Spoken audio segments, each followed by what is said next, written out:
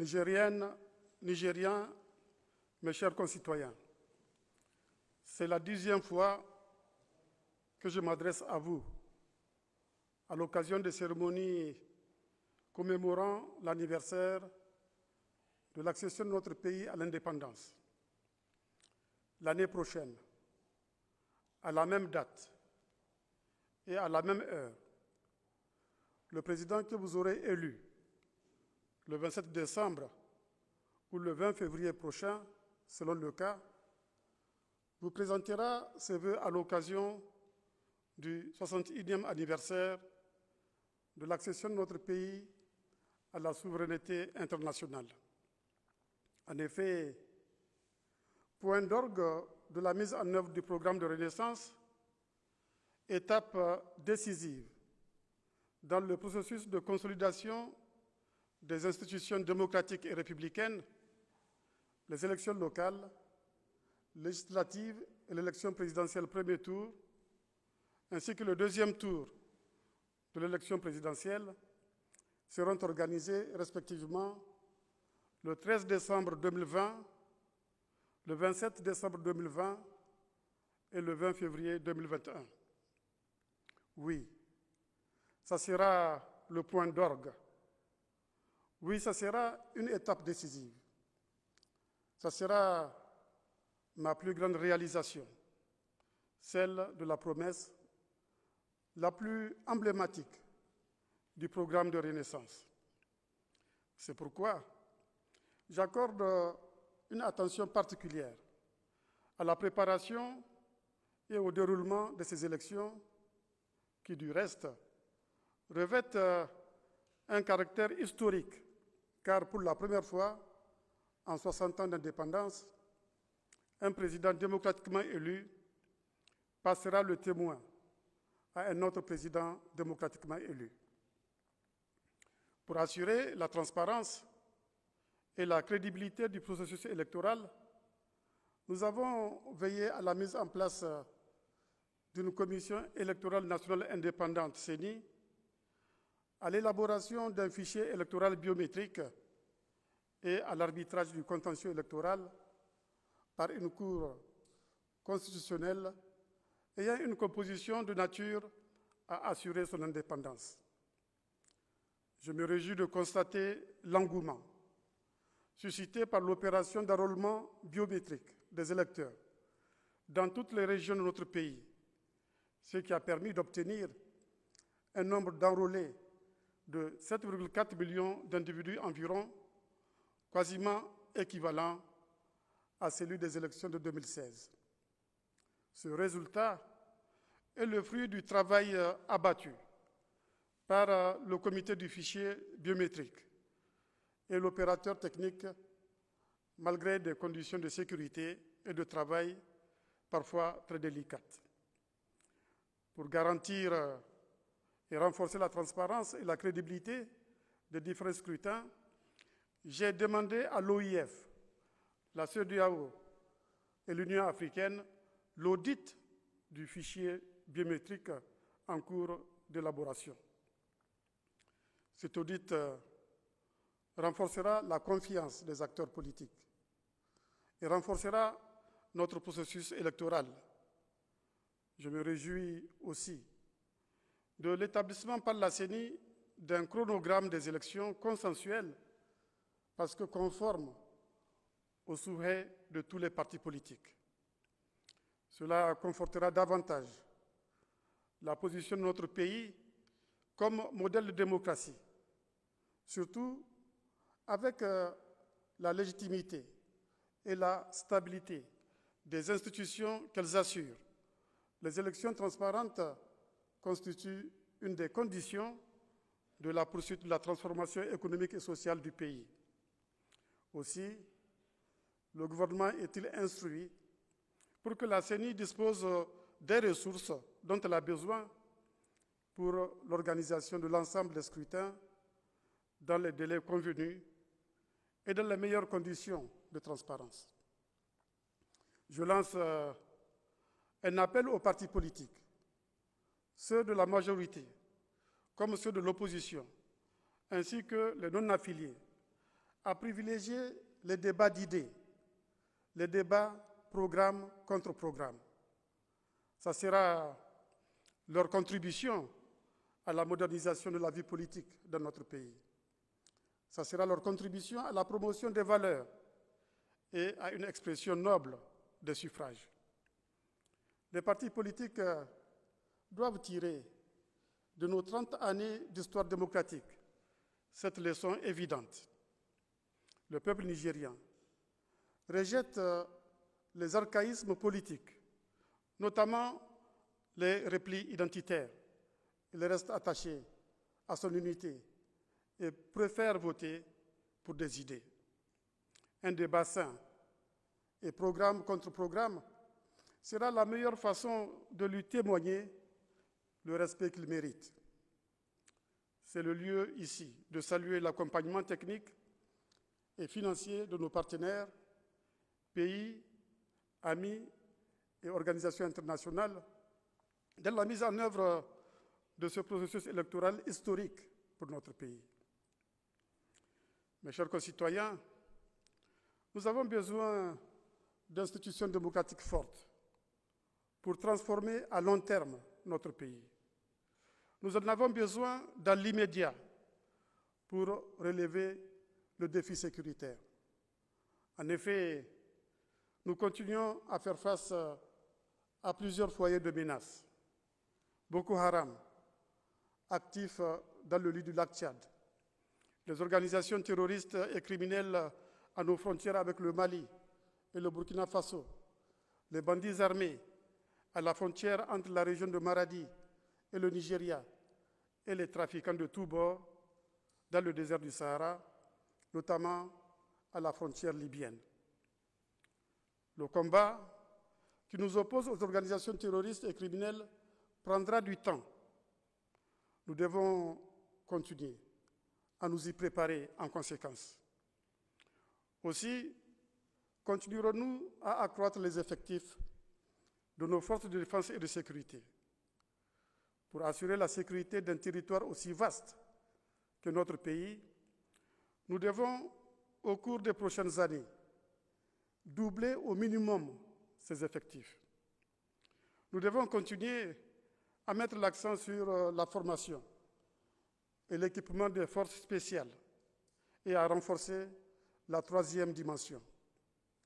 Nous devons aussi continuer à renforcer nos alliances, promouvoir l'intégration sécuritaire dans le bassin du lac Tchad à travers la force mixte multinationale, dans le Sahel à travers la force conjointe du G5 Sahel, doit rester une priorité incontournable. Notre pays continuera à apporter sa contribution à la mise en place et à l'opérationnalisation de la coalition Sahel de lutte contre le terrorisme, la mise en place de l'opération Takuba, la contribution des forces africaines en coordination avec Barkhane, les armées nationales et la force conjointe constituent d'autant plus une source d'espoir que la mise en œuvre de la feuille de route du sommet de Pau du 13 janvier 2020, récemment actualisée par le sommet de Nouakchott du 30 juin dernier, nous ont permis d'enregistrer de grands succès contre l'ennemi. En particulier, la mise en place d'un commandement conjoint a fait preuve de son efficacité. Dans ce combat commun, nos forces de défense et de sécurité prennent leur part avec honneur et dignité, confirmant ainsi qu'elles méritent leur classement parmi les meilleures armées de notre continent. Elles ont toutes mes félicitations et tous mes encouragements. Ceux de leurs éléments tombés sur le champ d'honneur vivront toujours dans nos mémoires. Les travaux de construction du mémorial qui leur est dédié vont démarrer très prochainement. Le gouvernement est instruit pour que le WACF, mis en place pour que leurs familles vivent dans la dignité, soit rapidement opérationnel.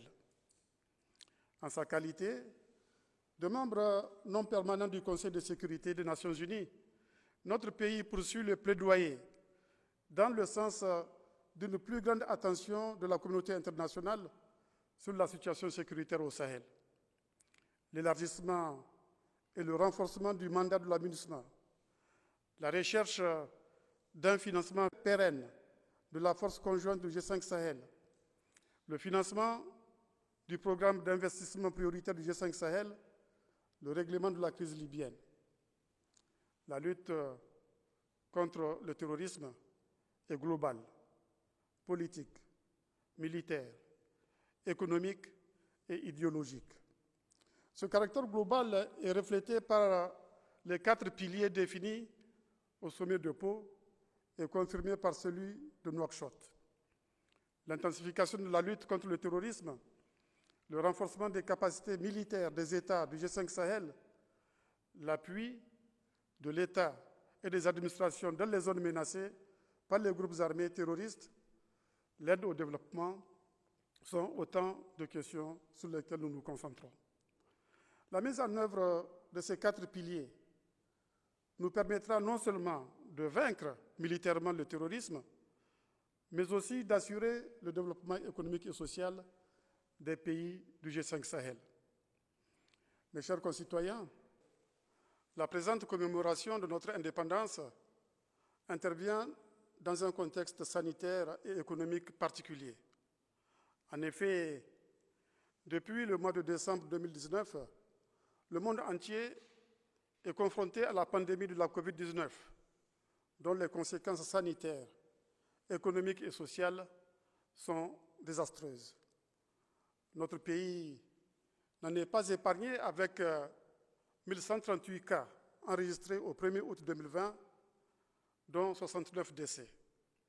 Cependant, du fait des mesures prises par le gouvernement, le coefficient de contamination est très faible. Il faut plus de 4 malades pour contaminer une personne saine. Le taux de guérison est appréciable, au point où notre pays est cité en exemple. La preuve est désormais faite que nous pouvons réussir là où les pays les plus développés échouent. La pandémie est donc sous contrôle grâce à l'anticipation du gouvernement et à la mise en œuvre courageuse des mesures barrières. Néanmoins, nous devons rester vigilants. Nous ne devons pas crier trop vite victoire, surtout que l'OMS, l'Organisation mondiale de la santé, prévoit que la pandémie peut durer longtemps. Pour convaincre les plus sceptiques sur sa gravité, il suffit de rappeler que l'un des 5 piliers de l'islam, le pèlerinage à la Mecque, n'a pu être observé cette année. Dans l'histoire, il y a eu 40 annulations du Hajj, depuis la première en 929. La dernière annulation a eu lieu il y a environ 2 siècles. Cela prouve bien la gravité de la situation. Soyons-en conscients et continuons à respecter les mesures barrières définies par le gouvernement, qui s'attellent par ailleurs à minimiser les conséquences socio-économiques de cette grave pandémie. Les prévisions de croissance économique de notre pays sont revues à la baisse, avec un taux de croissance qui chute de 5,9% à 1% en 2020. Plusieurs entreprises du secteur formel et de l'informel sont affectées, avec pour conséquence des pertes d'emplois et de revenus pour plusieurs travailleurs et leurs familles.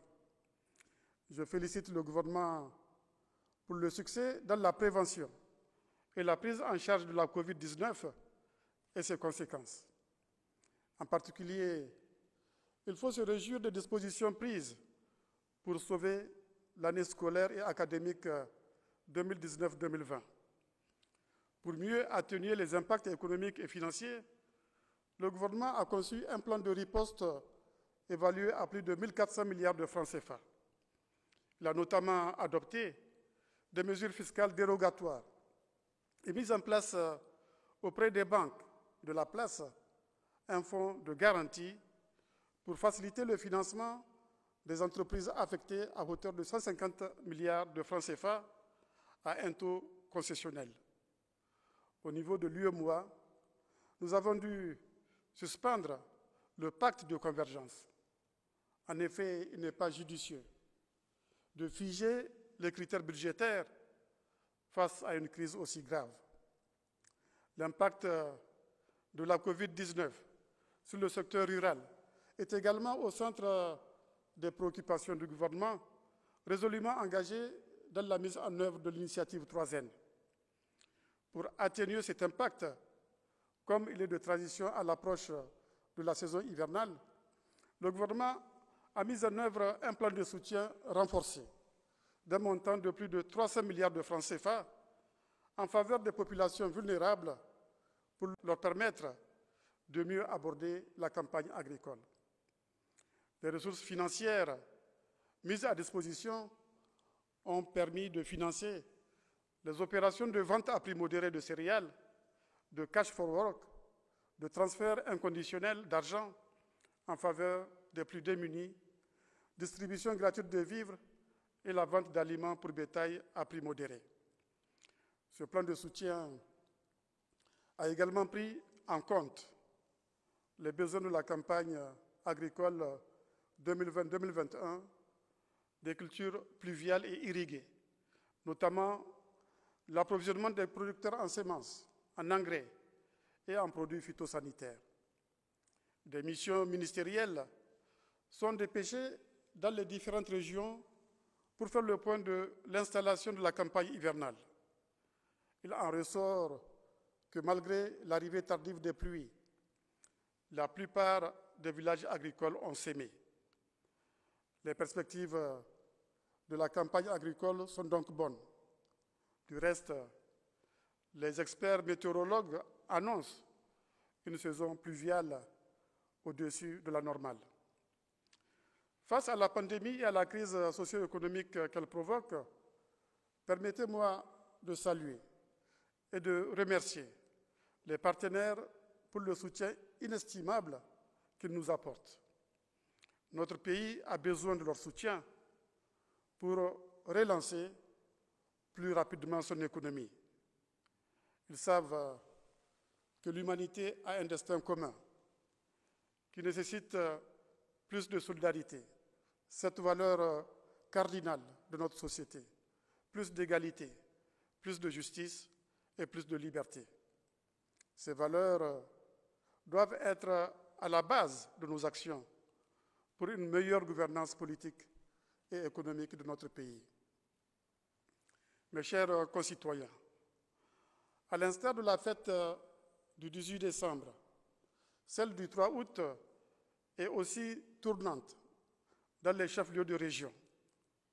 Cette année, l'honneur revient à Agadez d'abriter les cérémonies commémoratives de la fête de l'indépendance. Agadez est l'un des poumons économiques de notre pays. Agadez a bénéficié d'importantes réalisations du programme de renaissance dans tous les domaines. En particulier, le programme Agadez-Sokni a permis de renforcer les équipements de la ville d'Agadez et de lui donner un nouveau visage.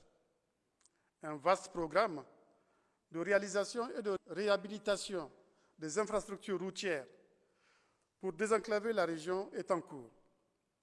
Ainsi, les travaux de construction de la route Arlit-Asmaka, frontière algérienne, et de réhabilitation du tronçon Agadez-Embranchement-Ingal de la RTA seront bientôt achevés. Les tronçons restants de la RTA, dont les études sont terminées et le financement acquis, sont au stade d'appel d'offres et les travaux seront incessamment lancés. Le tronçon Zender-Tanout est en cours de réalisation, tandis que les études d'impact environnemental du tronçon Tanout-Teguedit viennent d'être terminées. La réalisation de toutes ces infrastructures sera un pas important dans la concrétisation de la route transsaharienne qui traversera notre pays du nord au sud avec une branche en direction du Nigeria via Zander et une branche en direction du Bénin via Tawa. Mes chers concitoyens, on a coutume de dire que nous n'héritons pas la terre de nos ancêtres. Nous l'empruntons à nos enfants. C'est conscient de cela que le gouvernement attache une grande importance à la fête de l'arbre, qui coïncide avec la fête de l'indépendance et dont le thème retenu pour cette année est « Investir dans la restauration du patrimoine forestier, c'est investir dans l'avenir ». Ce thème est un aspect central de l'initiative 3e, cette révolution verte que nous mettons en œuvre depuis bientôt 10 ans afin de protéger notre capital naturel. Ce thème est aussi au centre de notre contribution déterminée au niveau national, qui est notre contribution à l'atteinte des objectifs de l'accord de Paris sur le climat. Le gouvernement attache une grande attention à la préservation et à la restauration du patrimoine forestier.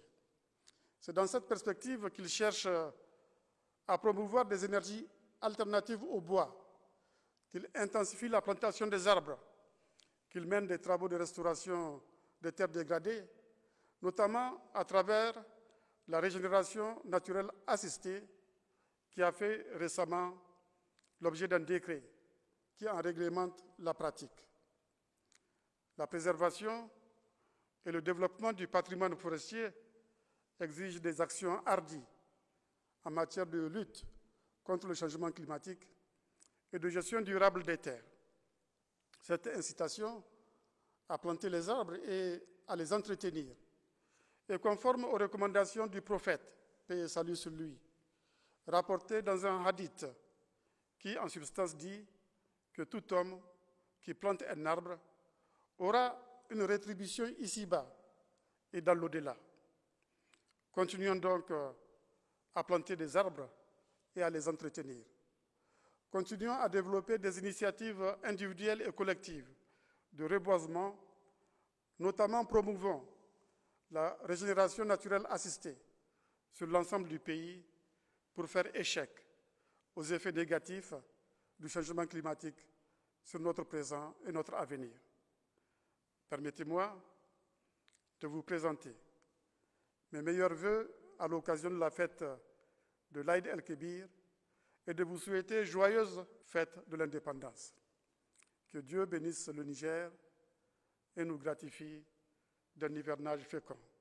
Je vous remercie.